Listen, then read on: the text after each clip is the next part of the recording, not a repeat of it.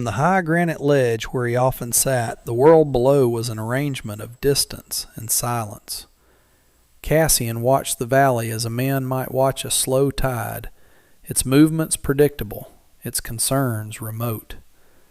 His domain was the mountain, a sprawling kingdom of pine and stone that asked nothing of him but strength and attention, and he gave both without reservation. For 10 years the mountain had been his only companion, its harsh seasons the only calendar he kept. He was a large man, built on a scale that seemed to match the landscape, with shoulders as broad as a winter log and hands that could quiet a nervous horse with a single steady touch.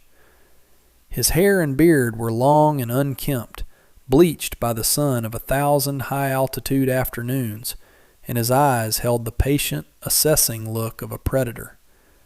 He lived not in defiance of the world, but in separation from it, his cabin a small, solid anchor against the vast emptiness. For 3 days that separation had been disturbed. A figure had appeared at the edge of his lower meadow, a place where the mountain's rough terrain softened into grazable land, bordered by a line of aspens that shivered even in the stillest air. The figure was small, impossibly so against the backdrop of the rising peaks. It did not move with the hurried anxiety of a lost traveler or the aggressive purpose of a hunter. It simply stood, a gray, upright shape, and watched. On the first day, Cassian had dismissed it as a trick of the light, a shadow playing games with his solitude. On the second, he felt a prickle of irritation. His land was his own, earned through isolation and hardship, and the silent watcher felt like a judgment. By the third day, the irritation had cooled into a deep, unsettling curiosity. The figure was a woman. From his vantage point, he could not see her face, only the outline of a simple prairie dress, the color of a winter sky, and the dark gleam of her hair. She arrived just after dawn and remained until the light began to fail, a sentinel of unknown purpose. She made no fire, sought no shelter. She just watched the slope of his land, the mouth of his canyon, the thin curl of smoke from his chimney. Her stillness was a question he could no longer ignore. He had built his life on the principle of non-interference. He did not bother the world, and the world, for the most part, returned the favor. But this felt different. This felt like an approach. He rose from the ledge, his movements deliberate and quiet, the worn leather of his boots making no sound on the stone. The cold air was sharp in his lungs, carrying the clean, metallic scent of coming snow. He knew that scent better than any man in the valley. It spoke of a deeper cold, a heavier fall, a storm that would not just cover the world, but change it. The woman below must have felt it too, yet she remained. Her persistence was a puzzle, and Cassian, a man who preferred a world of simple, physical truths, found himself moving toward that puzzle, compelled to find its solution. He did not take his rifle. This was not a threat to be neutralized. It was a presence to be understood. He started down the long, winding game trail that led from his high perch to the meadow, his great size moving with an unnatural grace through the rocks and scrub, a boulder set in slow, silent motion. The distance between them closed, and the small gray shape grew into the form of a person, her posture unwavering, her attention fixed not on him, but on the land itself. The closer he came, the more the scene resolved into a strange and quiet defiance.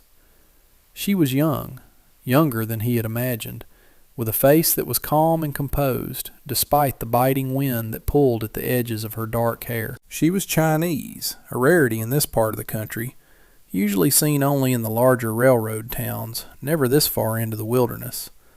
Her gray dress was practical, worn but clean, and she held her hands clasped before her, not in fear, but in a kind of solemn patience. She had to have heard his approach. No man his size could be completely silent. Yet she did not turn until he was less than 50 feet away, her movement as unhurried as his own. She simply pivoted her body, her dark eyes meeting his. There was no alarm in them, only a deep, unnerving watchfulness. It was the look of someone who had weighed a great risk and decided to take it. He stopped, the space between them charged with the unspoken questions of his arrival. The wind whipped a strand of hair across her face, and she did not raise a hand to brush it away. Cassian stood there, a mountain of a man, before a girl who looked as if she could be carried away by the next gust. He was accustomed to people flinching from him, to the way men in the valley town would fall silent when he entered the general store, their eyes following him with a mixture of fear and contempt. He was the wild man of the mountain, a figure for cautionary tales. But this young woman did not flinch. She held his gaze with a steadiness that was both unnerving and, in a way he could not immediately define, admirable. He had expected to feel anger, the simple fury of a man whose solitude was being invaded. Instead, he felt a profound sense of dislocation. Her presence was an anomaly, a disruption to the natural order of his world, yet her calm suggested she belonged there, that her purpose was as solid as the rock beneath his feet. He said nothing, letting the silence stretch, a test he had used before. Most people rushed to fill it, their nervousness spilling out in a torrent of useless words. She remained quiet, her stillness a mirror to his own. The wind was the only thing that spoke, a low moan through the pines that sounded like a warning. Finally he broke the silence, his voice a low rumble, rough from disuse. "You've been watching my land." It was not a question, but a statement of fact.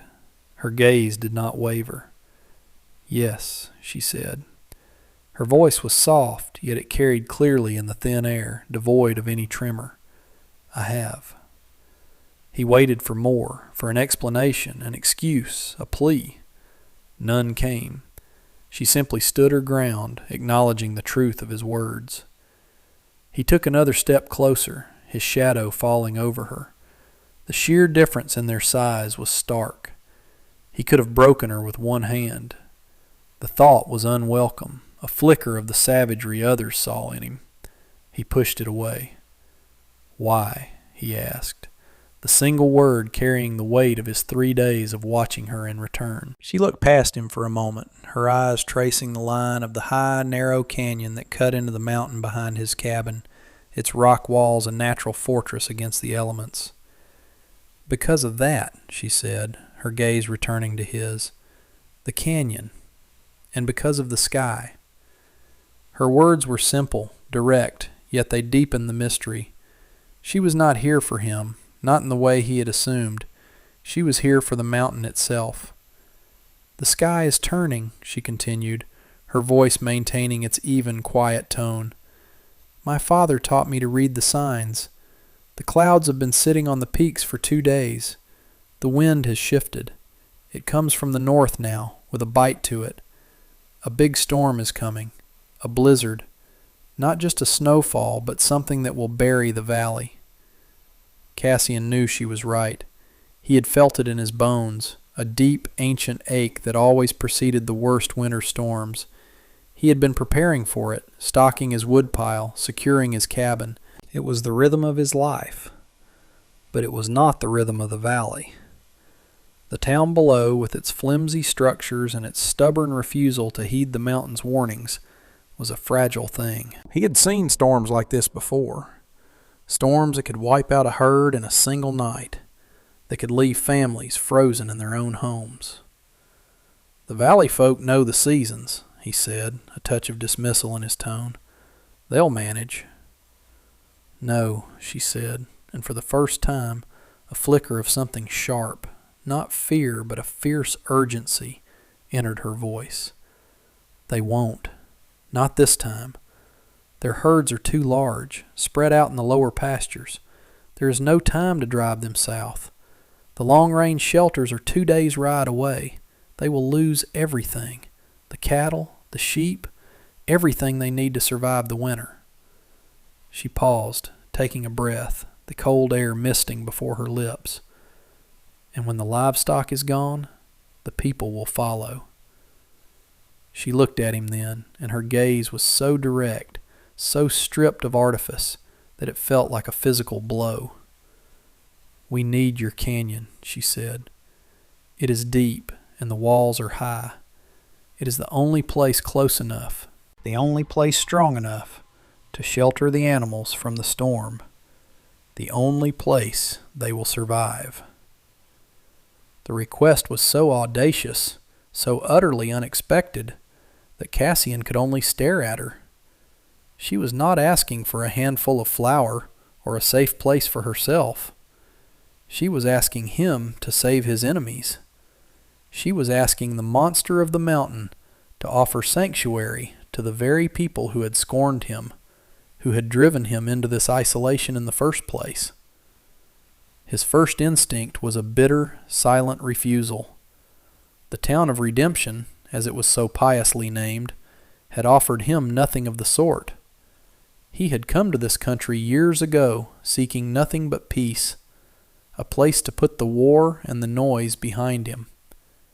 He had bought his land legally, a remote tract no one else wanted, and had asked only to be left alone.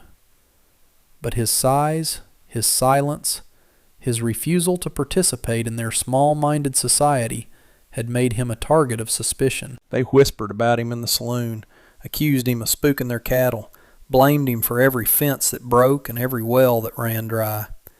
The sheriff had paid him a visit once, a man named Davies with hard, unforgiving eyes, who had made it clear that Cassian's presence was tolerated, not welcomed. They had drawn a line between his world and theirs, and he had been content to respect it. Now this girl, this stranger, was asking him to erase that line, to open his gates and let their world come flooding in. "Why should I?" he asked, his voice low and dangerous. "They wouldn't do the same for me." It was the truth, and they both knew it. If his cabin burned, they would watch the smoke from their porches and thank God it wasn't theirs. If he starved, they would find his bones in the spring. Lynn did not argue the point. She did not try to convince him of the town's hidden virtues. She met his bitterness with a quiet, unassailable logic. "I am not asking for them," she said. "They did not send me. They don't know I am here. They would have called me a fool for trying." She looked at him again, her gaze analytical, as if she were seeing not just the large, intimidating man before her, but the architecture of his character. "I watched you for 3 days," she said. "I saw you check your fences in the morning. I saw you clear a fallen tree from the game trail, a trail you were the only one to use. I saw you carry water to the solitary pine that grows on the high ridge, the one the lightning struck last summer. You do not do these things for an audience. You do them because it is your way. You care for your world. This storm, it is a part of your world now, whether you wish it or not." Her words disarmed him. She had not appealed to his pity, his charity, or his fear of God. She had appealed to his nature. She had seen the order in his solitude, the discipline he imposed not just on himself but on the land he inhabited, and she had wagered everything on it. She believed that a man who would water a struggling tree was a man who could not stand by and watch a valley of living creatures perish, even if he despised the people who owned them. It was a terrifyingly astute observation. He had built his walls so high, had cultivated his isolation so thoroughly, yet this slip of a girl had seen through them in 3 days of silent watching. She had seen the man he was, not the myth the valley had created. The moral test she presented was not about them, it was about him. Could he be the man she thought he was? Or was he the bitter recluse the town believed him to be, a man who would let his resentment consume his own principles?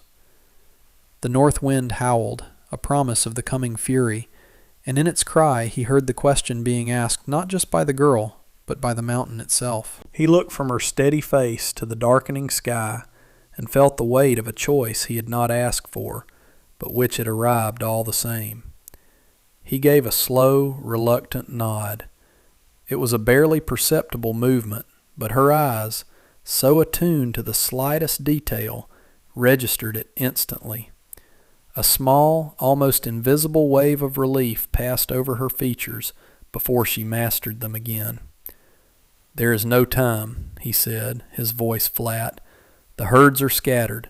It will take every able-bodied man to get them up the trail before the first snows hit the valley floor." He was already thinking in practicalities, his mind shifting from the moral dilemma to the physical challenge. The trail to his canyon was steep and narrow, treacherous for a single rider, let alone a panicked herd of cattle. "I will go back," Lynn said immediately. "I will tell them." He held up a hand. "They won't listen to you, and they won't follow me." He looked down at her, the reality of the situation settling in. "They fear me more than they fear the storm."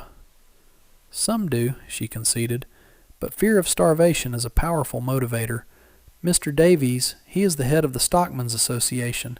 He is a proud man, but not a stupid one. He will see the truth in the sky. He has to." Cassian thought of Davies, of his cold, dismissive eyes and the pistol he wore so prominently on his hip. He was the kind of man who saw the world as a contest of strength, who mistook quietness for weakness and solitude for guilt.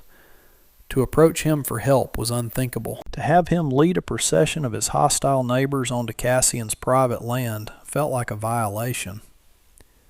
"No," he said, his decision firm. "I will not go to them. You will bring them to the base of the trail. I will meet you there. I will guide the animals up, but I will not set foot in that town." It was a compromise, a way to offer the help she asked for while preserving the boundary he had maintained for so long. He would save their beasts, but he would not break bread with their masters. Lynn considered his terms for a long moment. She understood the price of his assistance. He was offering his land, his labor, his knowledge of the mountain, but not his forgiveness. "They will be suspicious," she warned. "They will think it's a trap." "Then let them freeze," he said, the words coming out colder than he intended. He turned his back on her and started toward his cabin, the matter settled in his mind. He had made his offer. The choice was now theirs. He had taken only a few steps when her voice stopped him. "Wait." He paused but did not turn. "I will go with you," she said. He slowly turned to face her, an incredulous look on his face. "What?" "To the town," she clarified, her chin lifting slightly. "If you will not go alone, I will go with you. They may not trust you, but they know me. My father was the town doctor for 5 years before he passed. They trust him, and some of that trust remains for me. If we go together, they will see that I am not your prisoner. They will listen." Her logic was sound, but the thought of walking into redemption with her at his side was profoundly unsettling. It would make him a spectacle. It would shatter the mystique of his isolation. But it would also work. It was the only way. He looked at her, standing there in the growing cold, a small, unshakable pillar of resolve. She was asking him to face the town he had forsaken, to endure their stares and their whispers. She was asking him to share the burden of their fear. He gave another, even more reluctant nod. The journey down to redemption was a descent into a world he had forgotten. The air grew thicker, the silence gave way to the distant sounds of human activity, the ring of a blacksmith's hammer, the barking of a dog. Cassian moved through the trees at the edge of the main road, keeping to the shadows, a habit born of years of avoidance. Lynn walked beside him, her pace steady, her presence a small, calming counterpoint to the tension coiling in his gut. As the first buildings came into view, he could feel the eyes on him. People stopped what they were doing, their faces turning toward the impossible sight of the mountain man walking out of the wilderness with the quiet Chinese girl. Whispers followed them like a trail of dust. They saw a monster and his captive. He ignored them, his gaze fixed forward, but he was acutely aware of Lynn at his side. She did not shrink from the stares. She walked with a quiet dignity that seemed to rebuke their assumptions. They stopped before the largest building in town, the one that served as both the sheriff's office and the stockman's meeting hall. A group of men were gathered on the porch, their faces grim as they stared at the ominous sky. Among them was Davies, his arms crossed over his chest, his expression a mask of stubborn pride. When he saw Cassian, his hand instinctively dropped to the butt of his pistol. "What is this?" Davies demanded, his voice sharp with suspicion. His eyes flicked from Cassian's imposing frame to Lynn, who stood calmly by his side. "What business do you have here, girl? Is this man bothering you?" Before Lynn could answer, Cassian spoke, his voice a low growl that cut through the murmuring of the other men. "There's a blizzard coming," he said, dispensing with any pleasantry. "One that'll kill every animal you have left in the open." Davies sneered. "We're aware of the weather, hermit. We don't need you coming down from your rock to tell us what we already know." "Then you know you don't have a shelter that can hold them all," Cassian stated, his gaze unwavering. "And you don't have time to build one." Another man, older and weathered, spoke up. "He's right, Abram. The north pasture is already a sea of mud. We'll never get them to the old barn in time."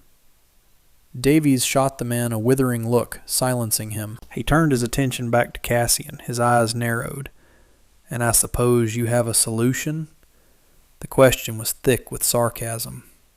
"I do," Cassian said simply. "My canyon. It's sheltered from the north wind. The walls are sheer rock. It can hold every head of livestock in this valley." A tense silence fell over the porch. The offer was so unexpected, so contrary to everything they believed about the man, that they were momentarily stunned.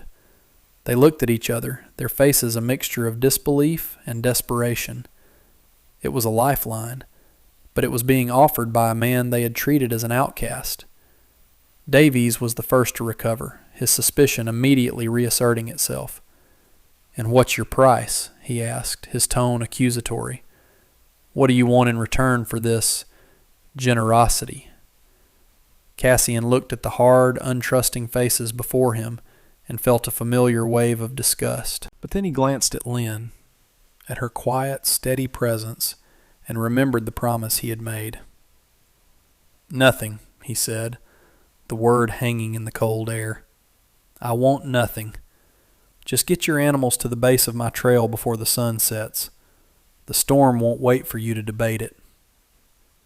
With that, he turned and began to walk away, his part in the negotiation over. Lynn remained for a moment, facing the stunned men on the porch. "He is telling the truth," she said, her voice clear and firm. "I have seen the canyon, and I have seen the sky. Your pride is not worth more than your lives." She turned and followed Cassian, leaving the men of redemption to grapple with a choice between their prejudice and their survival.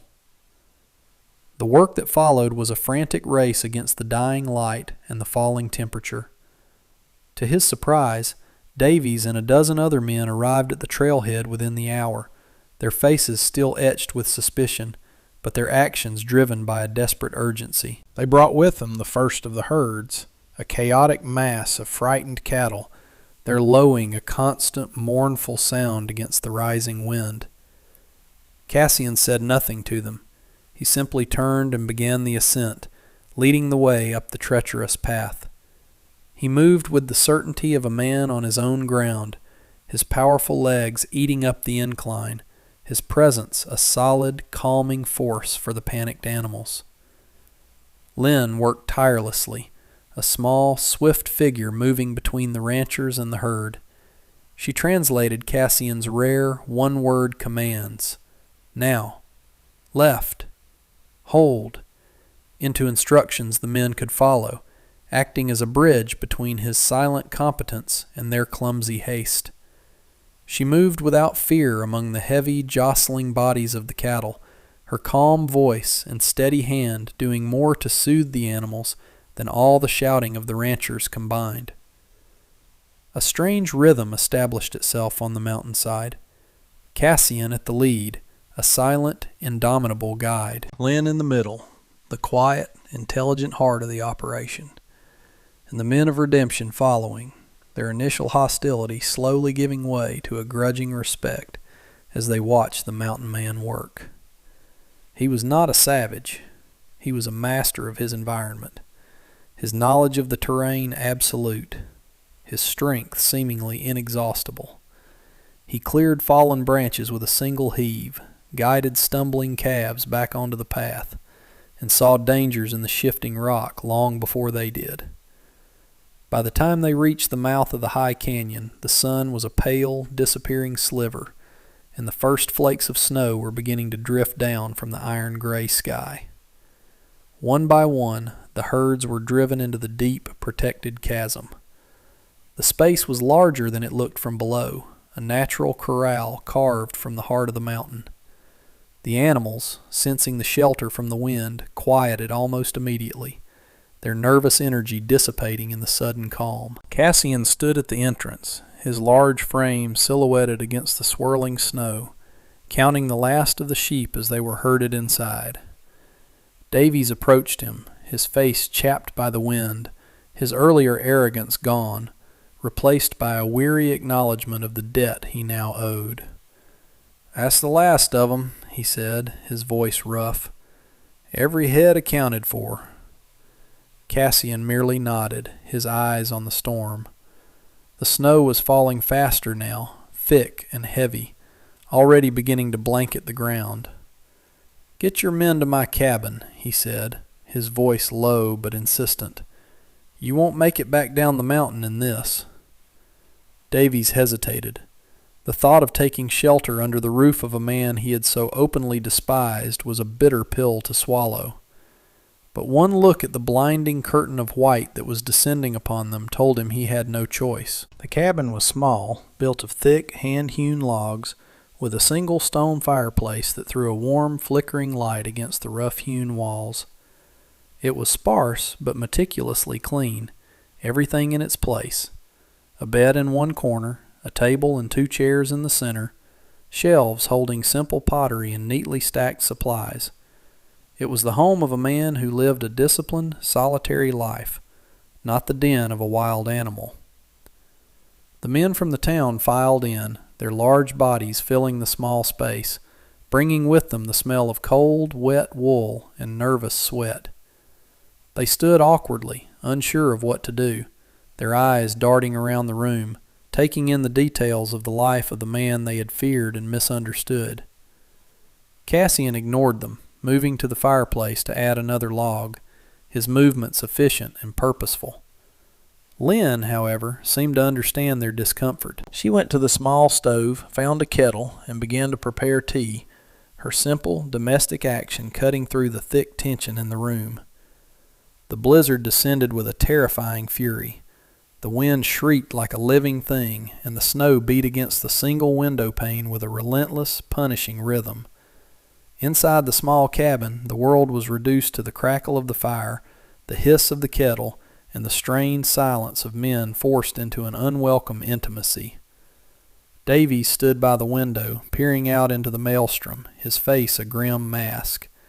He could see nothing but a swirling vortex of white. They would have been out there in that, he thought. They would have been lost, frozen, their bodies not found until the spring thaw. And it would have been his pride that killed them. He turned and looked at Cassian, who was sitting at his table, calmly sharpening a knife, his focus absolute, as if he were completely alone. The man had offered them salvation without asking for a single thing in return.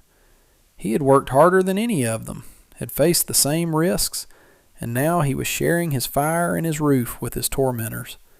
The sheer, unadorned decency of it was a profound rebuke to everything Davies had ever believed about him.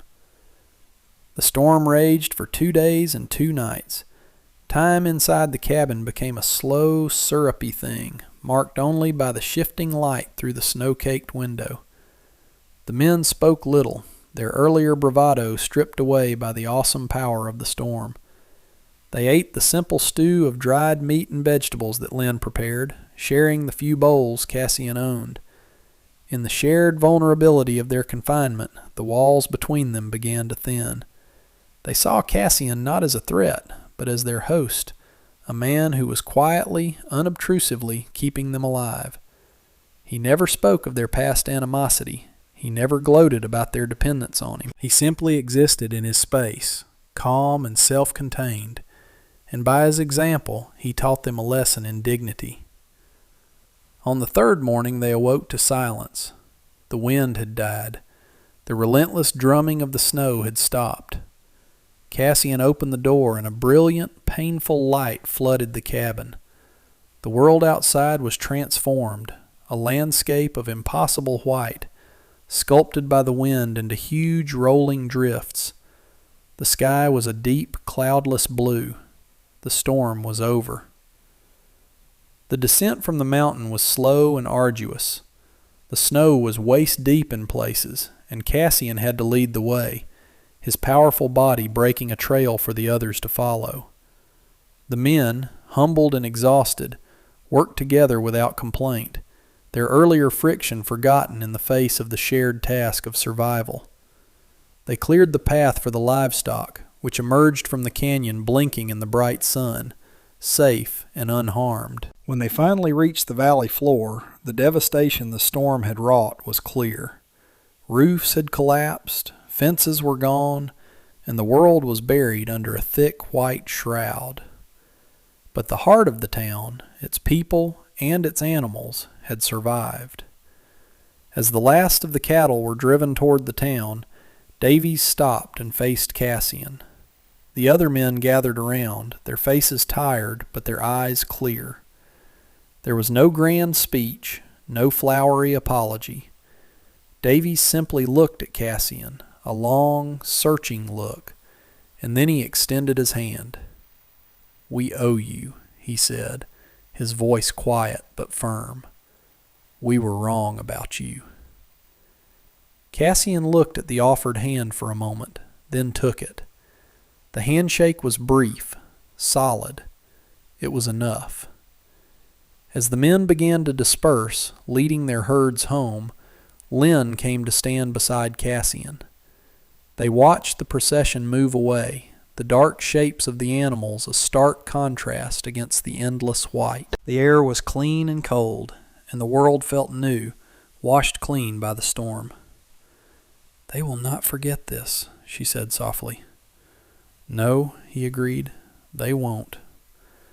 He knew that something fundamental had shifted. The line between his world and theirs had not been erased, but it had been redrawn.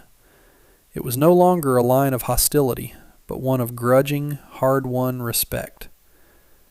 Lynn reached into a small cloth bag she carried. "This is for you," she said, holding out a small, heavy brick wrapped in wax paper. "It is tea from my home. It is very good for cold mornings." He took it from her. The weight of it was solid and real in his hand. It was not a payment. It was a gift, a symbol of the connection they had forged, a recognition of the trust she had placed in him and he in her. "Thank you," he said, the words feeling inadequate. She simply smiled, a small, genuine curve of her lips, and then she turned and began the long walk back to the town, her small figure a single, determined speck in the vast white landscape. Cassian stood there for a long time, watching until she disappeared from view. Then he turned and began the climb back to his cabin, back to his solitude. But as he walked, he knew it would be a different kind of solitude now. The silence of the mountain no longer felt like a shield against the world, but a space for contemplation. He had been tested, not by the storm, but by a quiet girl in a gray dress, and he had not been found wanting. He reached his cabin, the familiar comfort of its solitude wrapping around him. He placed the brick of tea on the simple wooden mantelpiece above his hearth. It was a foreign object in his sparse home, a splash of color and intention in a world of necessity. He looked out his window, down toward the valley. He could see the thin plumes of smoke rising from the chimneys of redemption, each one a sign of a life that he had, in his own way, saved. The town was still a separate world, a place he did not belong. But it was no longer a source of bitterness. It was simply a part of the landscape, a landscape he now shared. He was still a man of the mountain, but the mountain felt larger now, its boundaries extending all the way to the valley floor, connected by a thread of shared survival and the quiet memory of an unexpected trust. The world was still silent, but it was no longer empty.